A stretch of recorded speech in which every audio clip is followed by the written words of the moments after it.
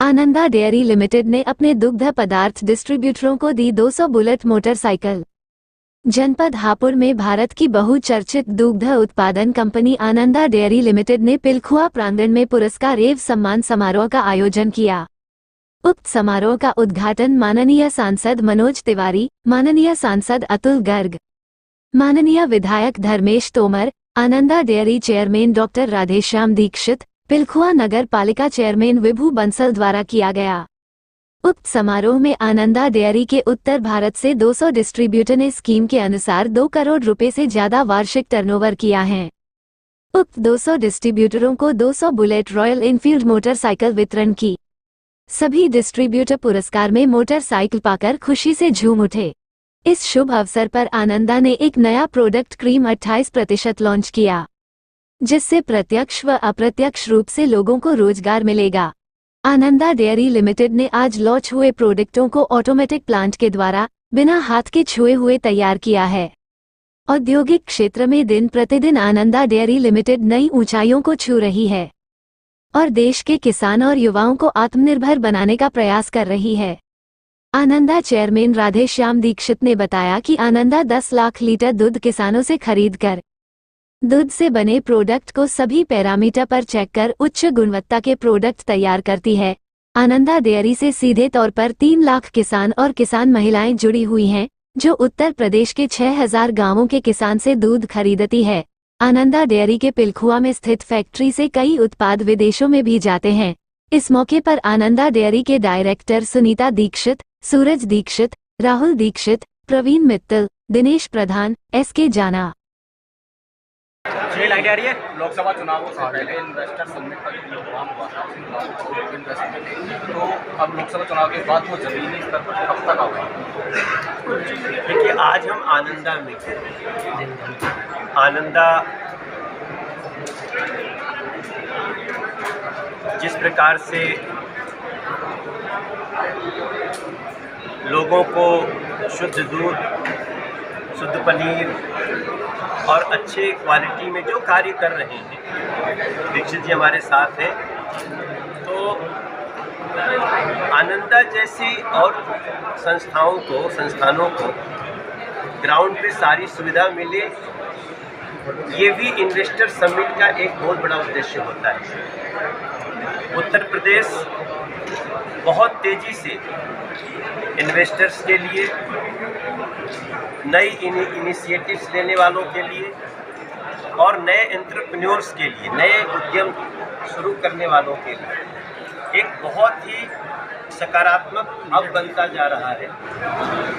और investor summit से जो चीज़ें निकली हैं, उनके भारतीय जनता पार्टी रूट जितने स्टेट हैं, उसमें हम स्पेशल 1 विंडो उनको सुविधाएं दे रहे हैं। और जहां भी कोई समस्या किसी को हो, वो कंसर्न स्टेट में बात कर सकता है। हमारा उद्देश्य है कि 2047 तक विकसित भारत की कल्पना में हम जितना भी रोजगार जनरेट करने वालों को समर्थन और सहायता दे सकते हैं, उस पर हम काम कर रहे हैं। आज हम दीक्षित जी को बहुत धन्यवाद करते हैं। इन्होंने अच्छे बिजनेस करने वालों को बाइक दी है, बुलेट दी है। तो बुलेट पाना भी जीवन में बहुत बड़ा लक्ष्य होता है मनुष्य का, बट अच्छा काम करने वालों को भी ये सुविधाएं मिल सकती हैं। इनको बधाई देता हूँ। और उत्तर प्रदेश में जिस प्रकार से उद्योग धंधे लगाने के लिए नियम कानून के तहत बिना किसी विवाद के, बिना किसी भय के जो कार्य हो रहे हैं, उसके लिए उत्तर प्रदेश सरकार की सराहना भी करेंगे। सर, केजरीवाल जी की जमानत को लेकर क्या कहना चाहेंगे? जमानत कोर्ट को देना है। देखिए जी, मैं बार बार कहता हूँ, आम आदमी पार्टी एक भ्रम जाल बुन करके उसमें लोगों को फंसाती है। 10 साल हो गया, आज दिल्ली में पानी साफ नहीं मिल रहा है, कहीं कहीं पानी ही नहीं मिल रहा है। आज दिल्ली में थोड़ी बारिश हो जाती है, लोग डूबने लगते हैं और निकासी में 8-8 घंटे लगते हैं। ऑटो डूब जाता है, बस डूब जाती है। पोल्यूशन के नाम पे सबसे ज़्यादा अगर दुनिया में पोल्यूटेड कोई सिटी है तो दिल्ली है। उसका थोड़ा सा दंश तो हमको एनसीआर को भी झेलना पड़ता होगा आप लोगों को। और उसके बाद रोज भ्रष्टाचार, एक शराब के भ्रष्टाचार में वो जेल में है। मेरा कहना है वो बार बार ये क्यों कहते हैं कि बीजेपी हमें बेल नहीं देने दे रही। बीजेपी बेल नहीं देती है, बेल कोर्ट देती है। अब पता नहीं ये भ्रम फैलाने में उनको क्या आनंद आता है। अभी एक और भ्रम फैलाया, पानी उनका डिपार्टमेंट, देना उनको है, वही अनशन पे बैठ गया। जो लड़के नौकरी से अभी निकाल दिए गए, आपको जानकारी तो लगभग 20,000 लोग अलग अलग तरह से जो नौकरी पे थे, कोई गेस्ट टीचर था, कोई मार्शल का काम कर रहा था, कोई सिविल डिफेंस में, उन सभी को नौकरी से निकाल दिया। सब सड़कों पे है, जाते हैं पूछते तो कहते हैं बीजेपी के गुंडे हैं। अब बेल की जहाँ तक बात है, मैं बड़ी विनम्रता से बोलना चाहता हूँ, मैं मीडिया को भी कहना चाहता हूँ, मीडिया बहुत विद्वान होती है। ऐसा प्रश्न जो वो करे तो खुद ही आप उनसे पूछ सकते हैं कि भाई बेल देना, संजय सिंह का बेल हो गया, हमने क्या किया, हम अनशन पे थोड़ी बैठे थे। आप अपनी बेगुनाही का सबूत दीजिए। बेल थोड़े समय के लिए मिल सकती है, लेकिन बेल मिलना केस खत्म होना भी नहीं होता है। वो बार बार ये दिखाते हैं कि बेल मिल गई। एक झारखंड के मुख्यमंत्री ने कहा ना, हम बेल मिल गई, अब हम मुख्यमंत्री फिर बनेंगे। बनो, आपको भ्रष्टाचार से दूर नहीं रहना है, लेकिन बेल मिलने के बाद भी इस देश में लोगों को फांसी भी हुई है, आजीवन कारावास भी हुआ है, दोष सिद्धि के बाद बहुत सारी सजाएं मिलती हैं। इसलिए कोर्ट को बीजेपी को कोर्ट न समझाए आम आदमी पार्टी। ये मेरी बिहार में सीएम कौन होगा? बिहार में कौन सीएम होगा?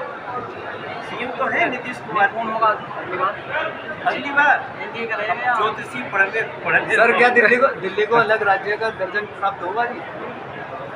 नहीं, दिल्ली ऑलरेडी एक राज्य है, केंद्र शासित राज्य है। केंद्र शासित राज्य है, इसमें कोई कंफ्यूजन किसी को नहीं फैलाना चाहिए। केंद्र शासित मतलब केंद्र शासित, प्रधानमंत्री के बैठने की भी जगह चाहिए ना, राष्ट्रपति के बैठने की भी जगह चाहिए ना। ये जो लोग इस तरह से कंफ्यूजन पैदा करते हैं, केंद्र शासित प्रदेश दिल्ली सहित 8 और हैं। राहुल गांधी मणिपुर जा रहे हैं, क्या कहेंगे? नहीं जाना चाहिए उनको जाना चाहिए, लेकिन आग लगाने नहीं जाना चाहिए, आग बुझाने जाना चाहिए। सर, बाबा की गिरफ्तारी नहीं हुई है अभी हाथरस में?